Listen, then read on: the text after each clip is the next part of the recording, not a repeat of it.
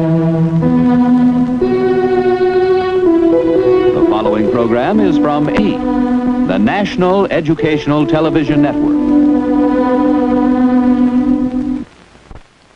NET Journal, a look at the events and issues of the world today.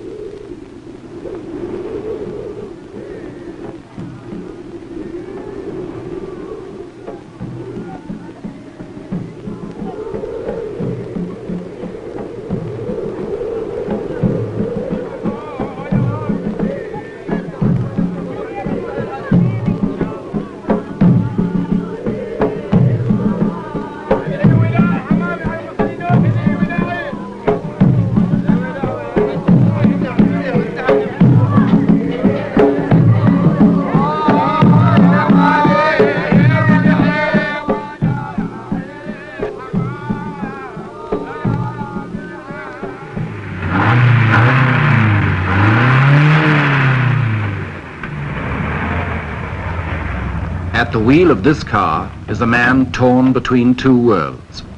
He's an Arab sheikh who was born in an old Arabia and will die in a new one. He worships Allah, loves the desert, and is one of the richest men in the world. His name is Zid.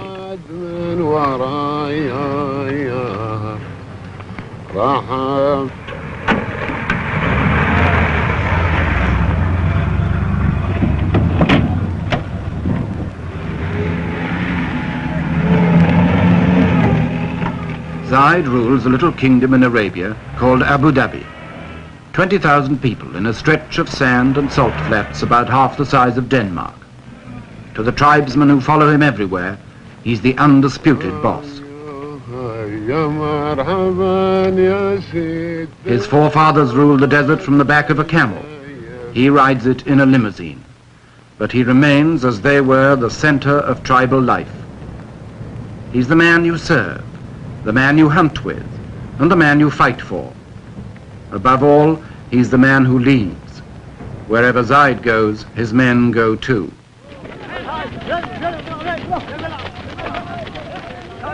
Those who don't travel with Zid come out of the desert to greet him. They all owe their loyalty to him, and they all expect rewards from him.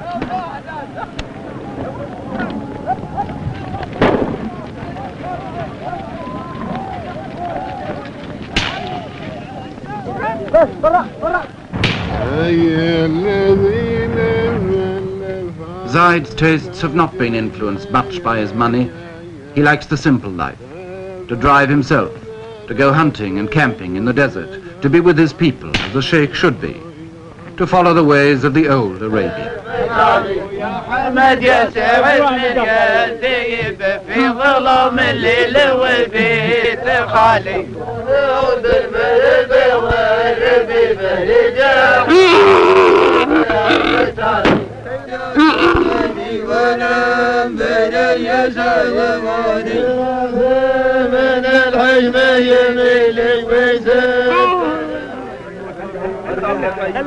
Five or 6 years ago, the people of Abu Dhabi were sunk in the poverty of 1,000 years or more.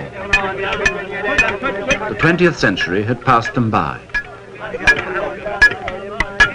Today, their ruler, Zid, is one of Arabia's nouveau riche, who's acquired overnight a fortune from oil. His income could give $5,000 a year to every man, woman, and child in the place, enough to make Zid a multimillionaire.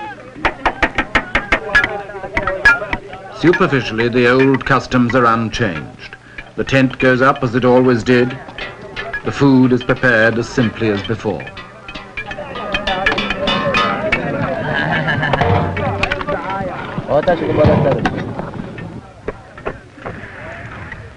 Zid's natural pace is leisurely, almost indolent. Time is about the only thing the desert's been rich in until now.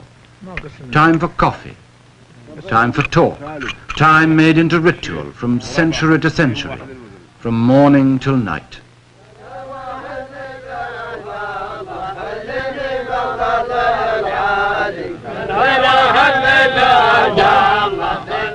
These girls will swing their hair, and these men will chant hour after hour. In the desert, there's no rush. At least, that's how it used to be. But Zid, with his money, has begun to learn better.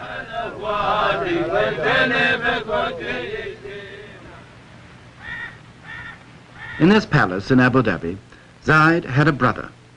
His name was Sheikh, and for more than 30 years he ruled Abu Dhabi in poverty and comparative peace. Sheikh's rule was traditional. His word was law, but he stayed close to his people. Anyone was free to talk to him any day in the Majlis, the tribal council, and as long as they had no money, they were all relatively contented. And then in the 1960s, Abu Dhabi struck it rich, and its troubles started. In a year or two, people were demonstrating about work and wages who'd never had either in their lives before. The grumbles grew as the money mounted, because Sheikh was a miser. All his life he'd been a poor man. Now that he was rich, the skin-flint habits stuck. And like a man who's won first prize in a lottery, he found his money made few friends.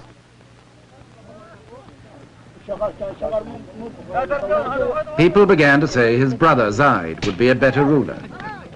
He had a mind more open to the world. He was generous. He was a man's man. But Zid had sworn to his mother years ago that he would never harm Sheikh, and for 5 more years he stayed loyal, and the people waited.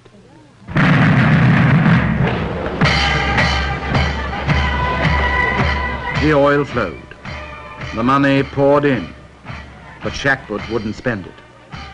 He was paralyzed by habit, suspicion, and downright fear. He knew the harsh old world of Arabia. He couldn't meet the challenge of the rich new one.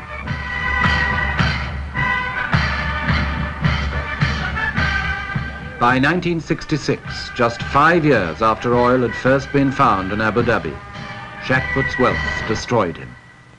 Zid sent him into exile and took command himself, ready to say farewell to the old Arabia. But how was he going to do it?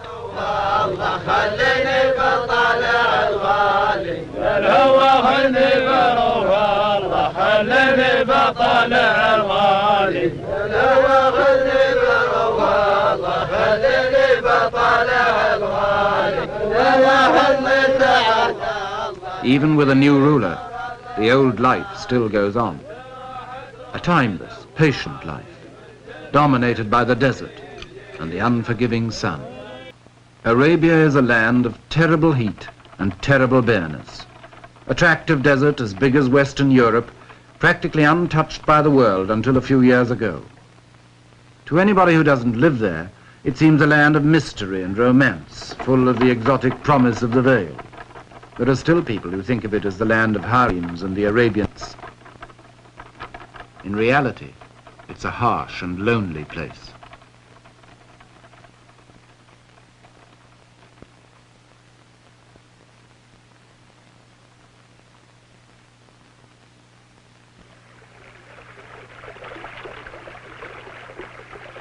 Only water makes Arabia bearable. Where there's water, there's life. Water is so important that the Arabian oasis became the direct inspiration of the Muslim idea of heaven. And no wonder, when you come to the cool shade of the date gardens after the heat and emptiness of the desert, the oasis seems literally heavenly, a place of pure pleasure.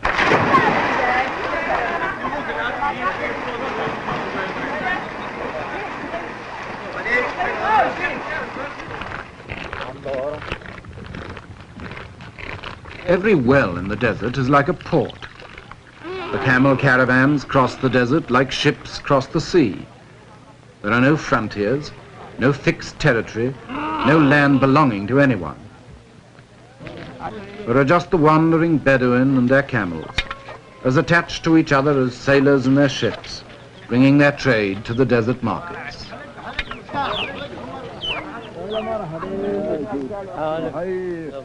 It's a hard life in Arabia, and it breeds hard men, but it's as perfectly adjusted now to the hard land it's lived in as it was in the days of Abraham, the father of all the tribes.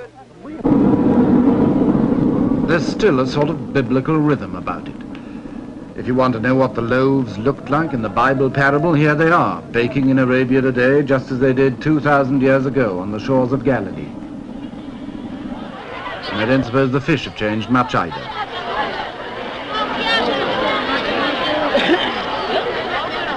The women of Arabia still hide behind the veil, as Arabia itself has done for centuries.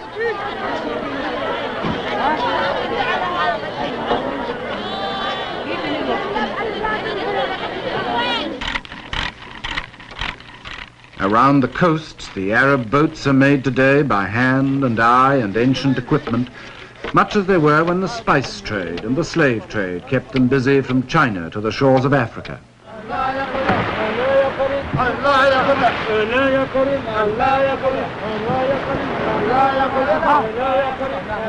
To the Arabs, the sea was a source of wealth that the barren land could not provide. Fishing, hurling, trading, smuggling, and especially piracy. Arab sailors in the Indian Ocean and the Persian Gulf preyed on the ships of Europe in the Indian trade. In the end, their piracy was their downfall.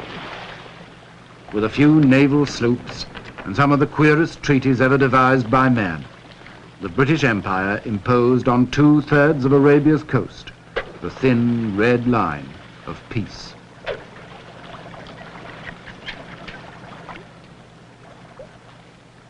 But neither the empire nor peace got much further than that. The sea was all anybody cared about.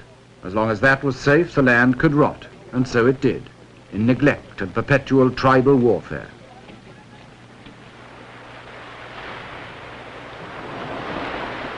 Beyond the coast, most of Arabia lay untouched until 20 years ago.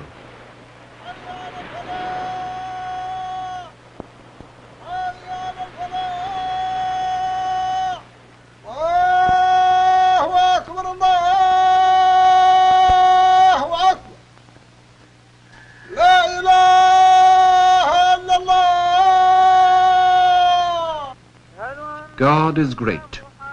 There is no God but God, and Muhammad is his prophet. The religion of Arabia, by tradition, is as forbidding as the land. It's nearly 14 centuries since Arabia was the birthplace of Islam, but it's still the home of the most devoted of all the followers of Muhammad.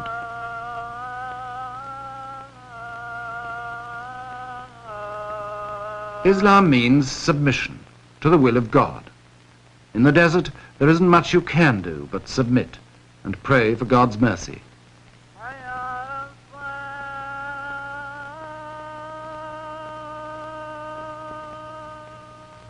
Submission makes everyone equal. A ruler like Zid is no different from other men in the sight of God. He submits like them, and wherever he is, he prays like them, and with them too. Allahu Akbar. Assalamu alaikum wa rahmatullah. Assalamu alaikum wa rahmatullah. The Prophet decreed that the faithful must pray 5 times a day, from dawn to dusk.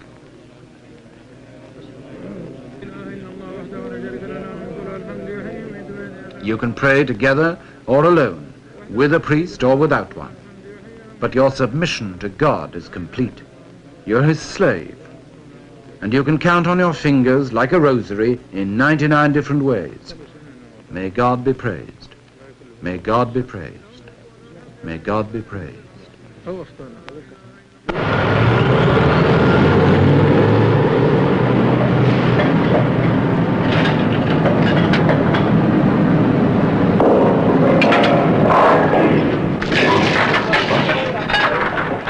Oil has ended the centuries of Arabian isolation. Oil means money.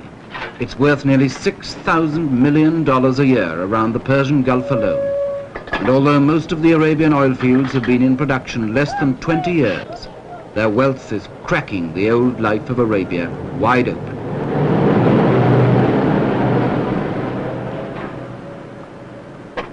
To most of us, oil may be just the stuff that drives the car. To Arabia, it's a revolution. there isn't a thing it leaves untouched.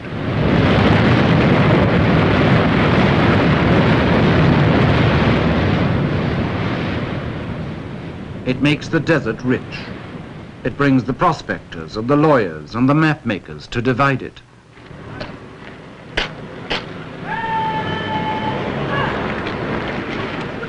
For the first time in history, oil brings soldiers to enforce peace inside Arabia. Frontiers need soldiers to patrol them. Prospectors need soldiers to protect them. So the tribesmen who once fought each other and raided the ships and commerce of the world are paid and trained as soldiers to maintain the new law. The poachers of 1,000 years have been turned in a generation into gamekeepers. Upturn! Tabab! Men al-Yassar! Aditab! Tab!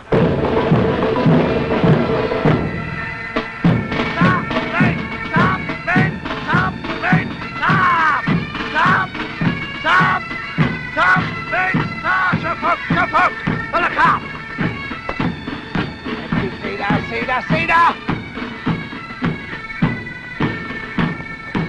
Wara! Stop! Wait! Stop! Wait! Stop! Stop! Wait!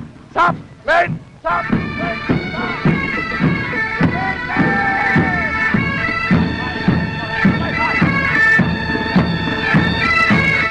Sultan, chop up! Wara! Helaka!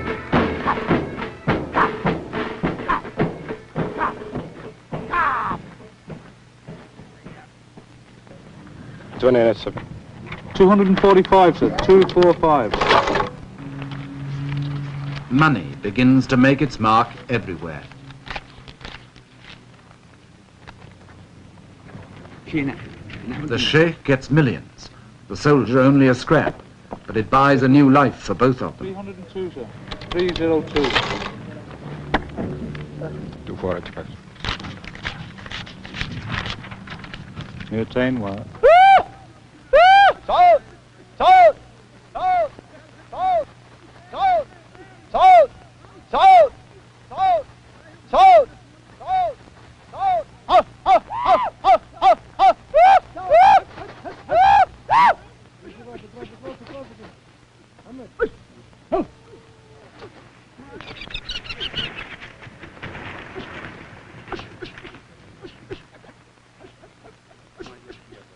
On his hunting trip, Zid chases the desert game with a string of falcons as long as his purse. 20 years ago, he'd probably have gone hunting on foot, with only a few birds to help him. Now he takes anything up to 100.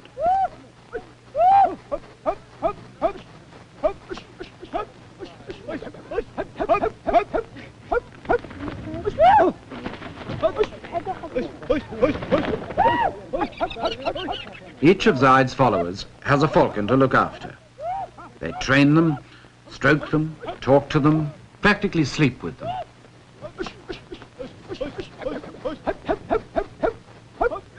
Like racehorses, they're the pampered darlings of a rich man's camp. And like racehorses, they cost big money. A good bird will fetch $600 or more, imported from Syria or Iraq. And with so much oil money in Arabia now, the price is rising every year.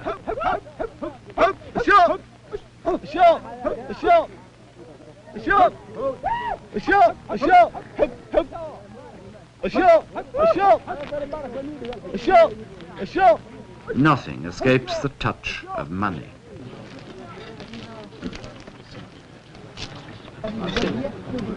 Money changes all relationships. When Zid visits his neighbors now, the traditional feast for a visitor becomes an offering to a wealthy benefactor instead. Unlike many of Arabia's oil millionaires, Zid believes in sharing his wealth.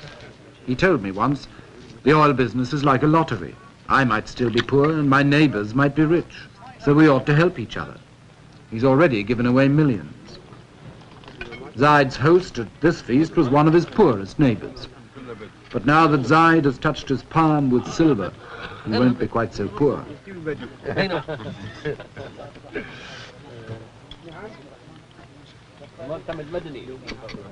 The feast is traditional: goat's meat, chicken and rice.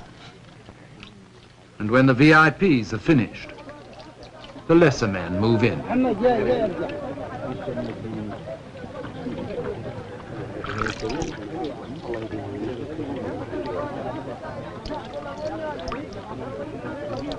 It's always the custom in Arabia for the poor to eat at the rich man's table, or rather, off the rich man's floor.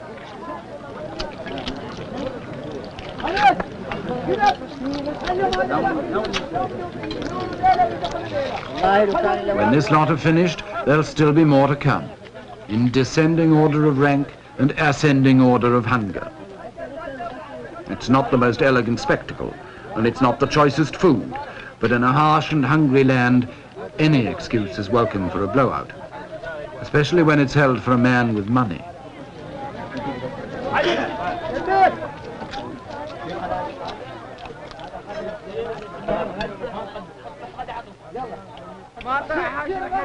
لي صفا ونزاح همي ولا باس ان قلت جرب لي القلم باهتمامه ما دام فكري سالي كل هو جاس بمعانا قلتها بالتمامه معنا على ما دار القلب واحتاس. The old Arabia pulls at the heart, the world where Zid was raised and where he always likes to be, around the campfire in the cool desert night, among his men, listening to those endless Arab fairy tales that the audience knows as well as the storyteller, of love and beauty and the 1001 nights. When the hunting's over and the caravan's resting, this is how they've passed the time for 1,000 years.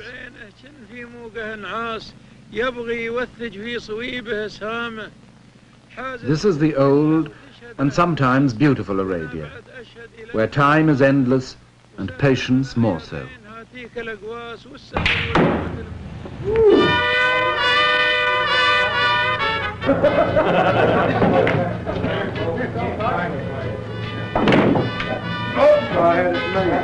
But in the new Arabia, time is money, and that pulls at the purse strings. This is the Arabia of the air-conditioned desert, the sanitized, sterilized caravan of the 20th century, with its international wealth and international accents.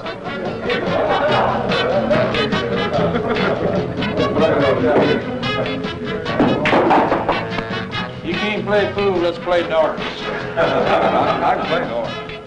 For these people, the old Arabia hardly exists. The mystery and the romance, or the harshness and the poverty, it's all one in the oil company's pay packet. See you guys later. To them, Arabia is just another job.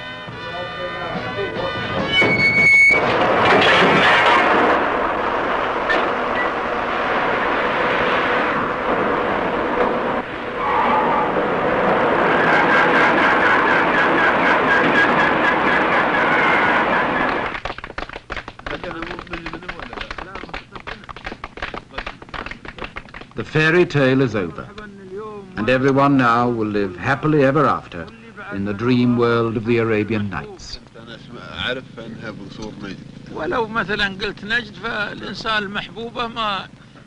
But in the real world of Arabia tomorrow, it's not so easy. Not even Zid's best friends can promise him a happy ending to his modern fairy tale that's only just begun. You can't reconcile the old life with $100 million a year, as his brother Sheikh learned. You can't even choose whether you'll have the old life or the new. God and the oil business have already chosen for you. From now on, you can only try to ride the terrible tiger of the 20th century and wonder if it will not eat you in the end.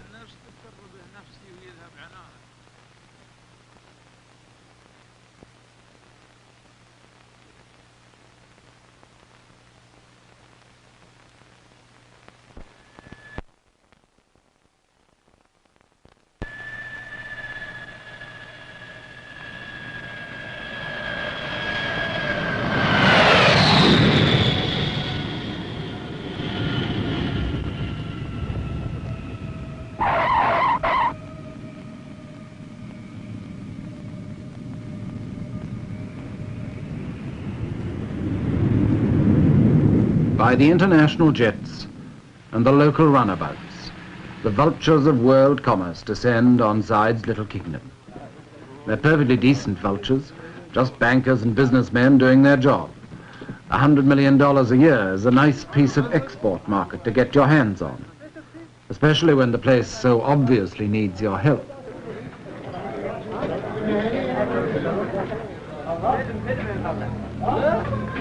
Ten years ago, when I first came to Abu Dhabi, there was only one plane a week. Now there's more than one a day, and the old place can't quite cope. We've been here before. I don't know, there's been quite some improvement here in 4 years since I've been here. I fully expect to see some floor shows when I get on into town. With some striptease also? Well, no, that's a little too much.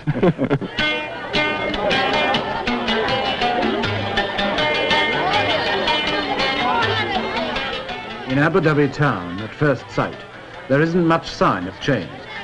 Shakput's static rule left the town nearly as squalid as it always had been. And some of these people hardly know yet what's going to hit them. Now Zid's ready to spend his millions. The alleys are still dark and dirty. The beggars wait patiently for the faithful Muslims to do their duty as the Prophet ordained and give them alms.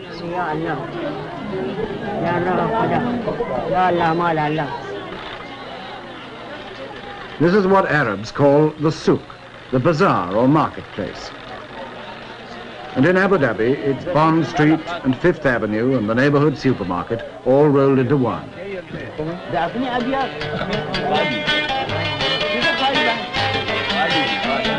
For the Arabs of the desert, it's got everything we mean by bright lights and the big city. It's not much of a place, but this is where 20,000 people are going to share Zid's inheritance of 100 million a year.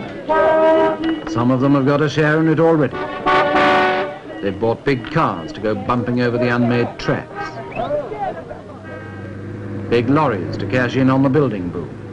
And they've also learned to throw them away, like all good modern men.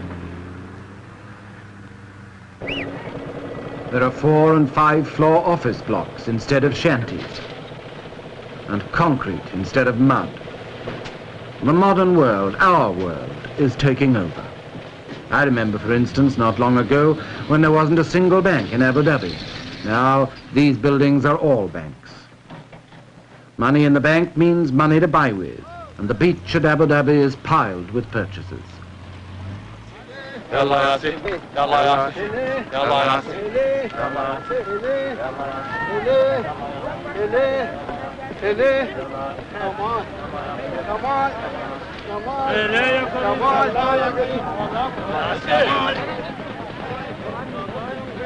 Abu Dhabi was built on a sandbank, so it's never had a proper harbour.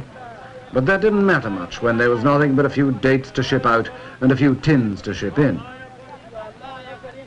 Now the whole modern world is dumped into the sand. Air conditioners and deep freezers, timber and steel, cement and typewriters, fans and filing cabinets. You name it and you'll find it here, sweeping in like a tidal wave on the old Arabian shore.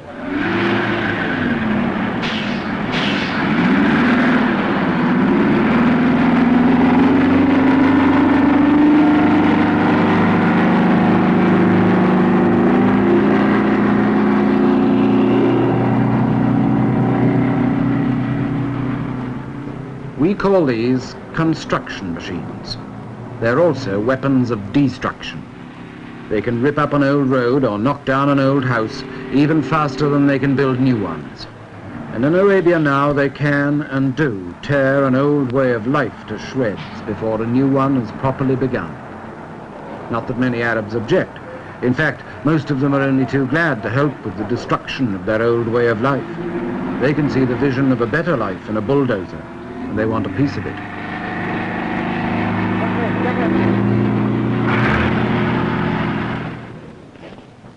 Someone, though, must try to strike a balance between building the new and wrecking the old.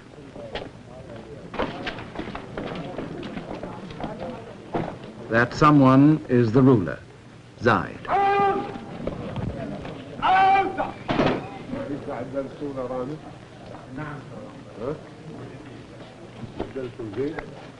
Zid knows from experience that if he's too slow to destroy the old world, he may be removed like his brother Sheikh. But if he tries to build the new world too quickly, he may destroy himself just as surely. Life for Zid has become a perpetual balancing act between the personal leadership of the past and the faceless, impersonal administration of the future. Like Sheikh, he still holds his majlis every day, so that his people can meet him, greet him, talk to him and complain to him in the traditional desert way.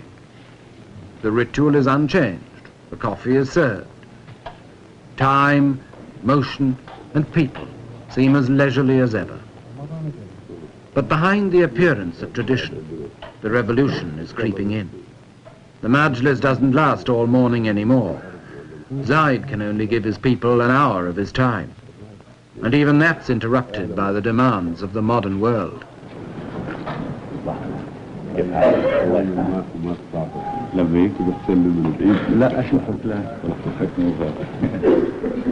Welcome to the international businessmen. Welcome to the salesmen, to the experts, to science and high finance.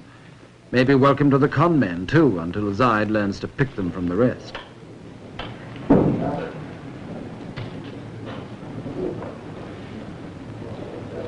Of course they all sit down together. And of course they're all equal, East and West, the world and Arabia. The courtesies of the old world, mingling with the business of the new.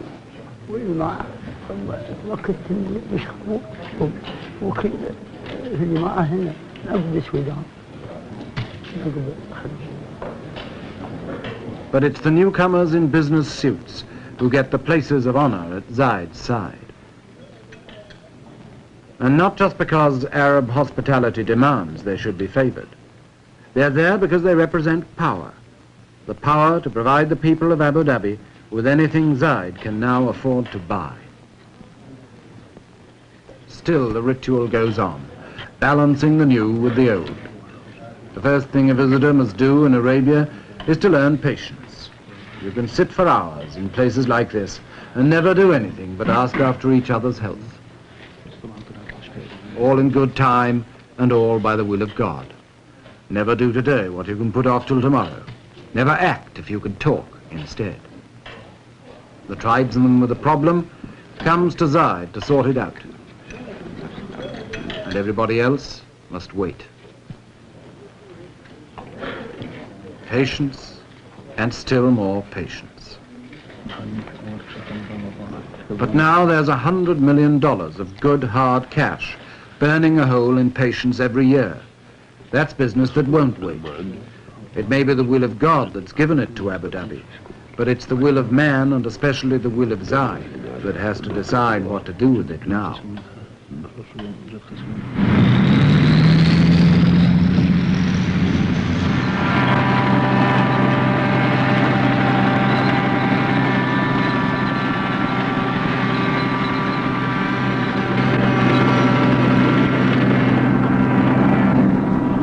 For 5 years after the oil began to flow, Abu Dhabi got nothing but piecemeal changes. Now Zid has come to power with a plan to make Abu Dhabi the model state of Arabia, with all the paraphernalia of development. In the first few months of his rule, he awarded $70 million worth of contracts, and he's out every day to spur on the men who are making him a brand new kingdom. And this will be going out approximately a mile, and the second stage, which will be done next spring or next summer, whenever Your Highness decides, would continue on out into the very deep water for the large freighters, the large ships. طال عمرك يقول هو هذا الدفن اللي انتم تكلمتوا عليه، يعني اللي طلبتوا منه الدفن هو اللي يطلع ميل واحد.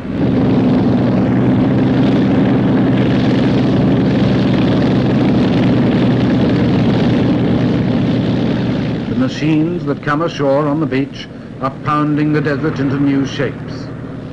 The men who descend from the aeroplanes are drafting a new world. You are working night shift also? Yes, day and night.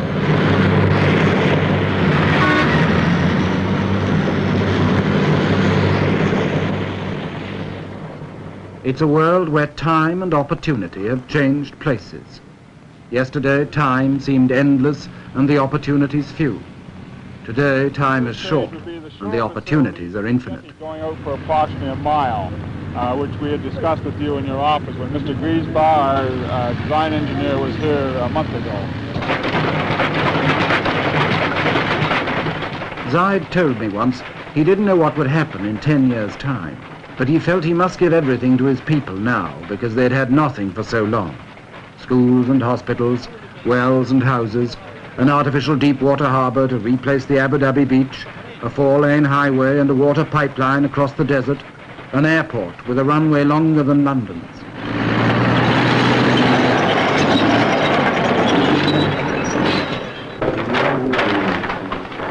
This is just the location of it. Now, you are approximately in this area here, Your Excellency, Your Highness, and as we're going down the road... Of course it'll change everything. Zid's told me that too. The first thing to go, he said, would be the Arab's love for his camel. But what's a camel to a VC-10? Oh, he would take very easily 4 or 5 of the big VC-10s. طال يعني المنطقة هذه الآن تسع حوالي 5 طائرات من الطائرات الكبيرة. And of course, the smaller the DC-3s, it would take quite a few. See, one of the difficulty things that we don't know how many aircraft will be coming in here, Your Highness, and this is one of the things which you yourself will have to decide is how many airlines you'll permit to come into Abu Dhabi. And this will, of course, govern the number of aircraft here at any one time. Decide. Choose. Act. Sometimes, under these new imperatives, Zid acts pretty hastily and harshly.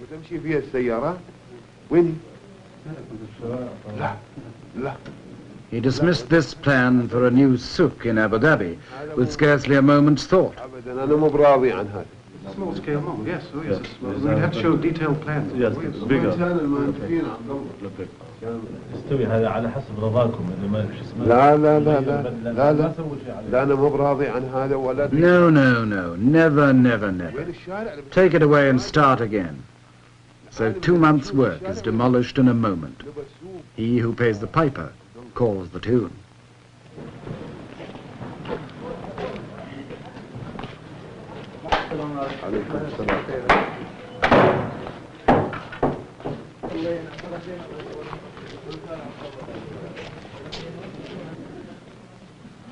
In the courtyard of Zid's palace, the centuries slide back again. A moment ago, Zid was the modern oil tycoon, aloof and decisive. Now he's back in the role of sheikh, the universal uncle to his people, the feudal lord with his followers, in procession to the daily feast.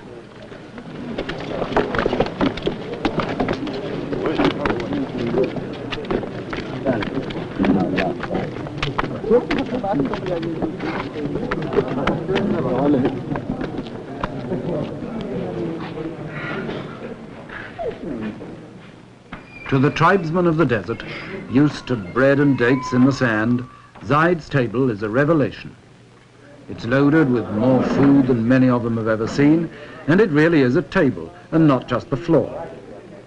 The idea of a free meal for all Zid's followers is traditional, and he rarely sits down with less than 50 men. But the forms and the food are new. Money talks here through waiters in black ties, through plates and soup spoons, and a whole new ritual of table manners to master. Like the newly rich in any part of the world, the Arabs of Abu Dhabi are learning to keep up with the Joneses. Snobbery is the latest local vice. يمكن هناك شيء سر.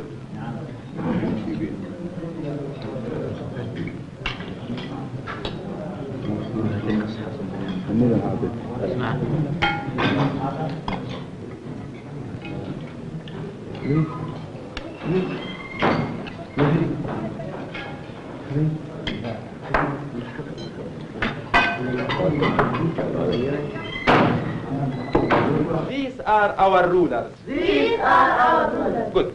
What's this?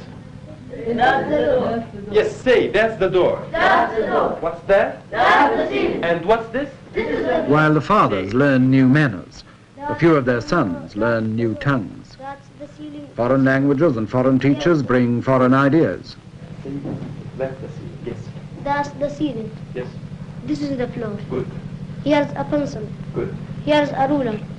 There's a picture. Say it again. Good. Now all together, stand up. Yes, that's the window. Huh. That's the window. That's the door. That's the ceiling. This is the floor. Here's a pencil. Here's a ruler. There's a picture. Say it again. فإذا انشقت السماء وكانت فبأي آلاء ربكما تكذبان. But the old ways are still the only ways for most of Arabia's children. Schools like this, where the boys learn the Holy Quran by heart, haven't changed in 1,000 years. It's still the only sort of school most kids ever see, if they're lucky enough to see a school at all.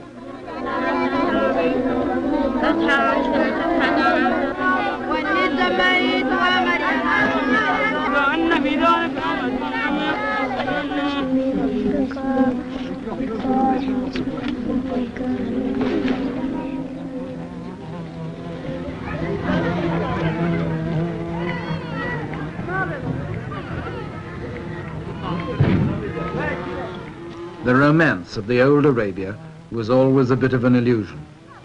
In reality, the place was and still is full of desperate poverty and sickness. There wasn't a single hospital in Abu Dhabi until a few years ago, and doctors were hardly ever seen. Now there's this American mission hospital, overburdened, overcrowded, forced to compromise, like everything in Arabia, between modern standards and old habits. It's something that we have not wanted to exist, these patients being in all together, but we've been working on it and we haven't come up with a good answer, simply because we don't have enough staff to watch all the doors. We lock the front door and they come in the back door or the side door.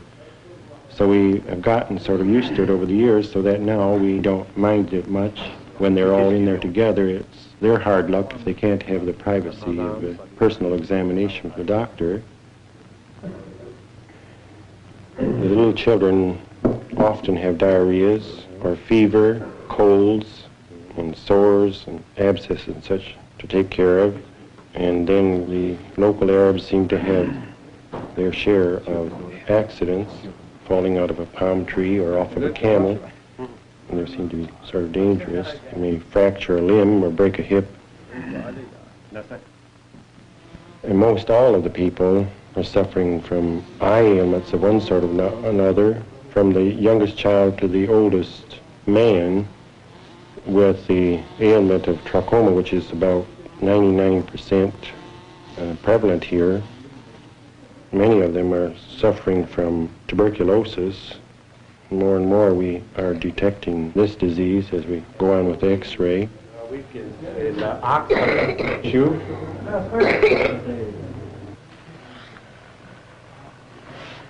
تمام هذا تمام هذا الحين نريد نفس صدرك شوية ها وراك بس من هني Tradition still throws a veil around the women of Arabia that even the doctor can't quite penetrate. His examinations here are probings in the dark. وين يعرج أكثر هني شوية هني شو هذا هذا أوقل من أول وسم ذي وسم The women are the most conservative force of all, secluded, unchanging, uneducated, and fatalistic. They accept their lot meekly, and they do their duty faithfully as the handmaidens and chattels of men. But for how much longer? When even under the thorn bush the doctor arrives with his medicine, and every jab with a syringe becomes a sort of revolution.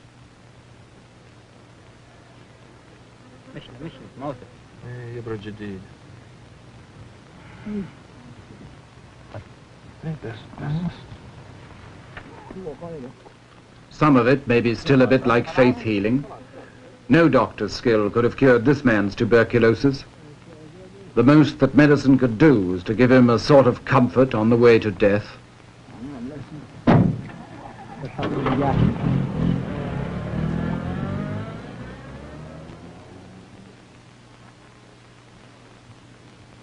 But if the 20th century medicine doesn't always work, it does challenge that submission to the will of God that accepts death whenever it likes to strike. So Islam itself comes under attack. God's will always seems more flexible when you can meet it with a millionaire's money. I'll be honored to present the estimates for Abu Dhabi for the year 1967. The total revenue, as estimated, is 41,202,080 dinars. For the ruler, the days are over when he had so little money that nobody cared how he spent it. Now Zid must have a budget and a British accountant to keep the books. Development expenditure is estimated at 23,275,671 dinars. Every penny is another nail in the coffin of the old Arabia, and maybe in the life of Zid too. Dinar. You haven't included the airport building here, the terminal building, have you? The airport building hasn't been tendered for. It hasn't been tendered for, but this goes in the lump sum, does? That goes in the lump sum of 10 million down here, yes. When I said that this included all the expenditure, there are things like the police, for instance, where it's impossible to get a true estimate. We have to wait the arrival of the new people to give us these estimates. I've put in 1/3 dinars for them to give them authority to spend. Outside Zid's office, time still seems endless and patience still comes easily. His people have given up their lives to Allah. What God wills, they still accept. But the signs of dissolution are all around them, like the leisurely old world's cast-off furniture and the new office chairs that are waiting to take its place.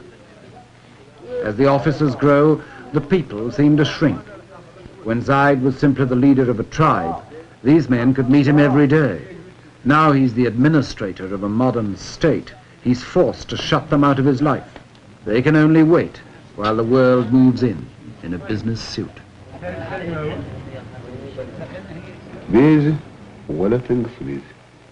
Even Zid is a little less sure of himself. He can ask the new questions and make new demands, but who can give him the answers? You see, His Highness, for this year, of course, we're giving him something very approximate. Yeah. But for next year's, he'd like it as precise as possible. Well, I'm hoping that the exercise in the coming year will give us the material for next year, but at the moment there's nothing to go on.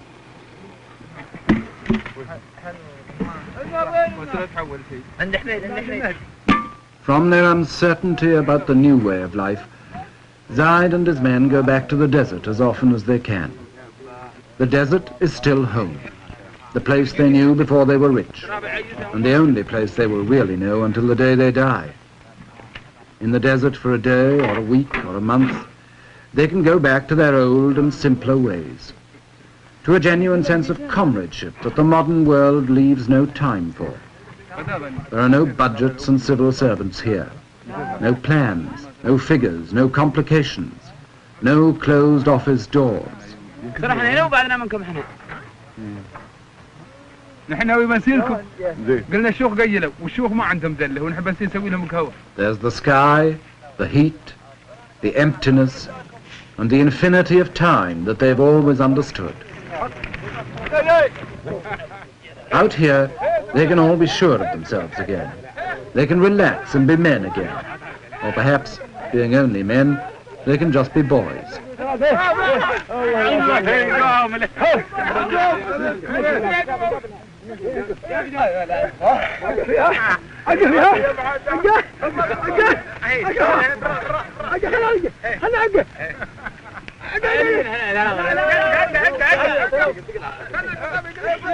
Even Zid, the ruler, can let his hair down here and be one of the boys fighting a mock battle with his secretary.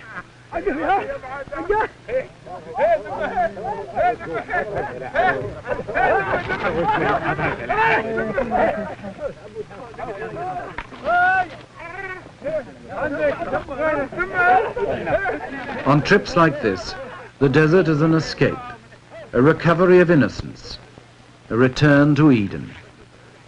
But like all escapes, it's also an illusion. The innocence is lost and will never be recaptured, because the old Arabia of isolation, hardship and tribal war in which it flourished has been swept into the world at last. The unknown land has been more than just discovered. It's been uncovered in the past 10 or 20 years and dragged naked into everybody's sight.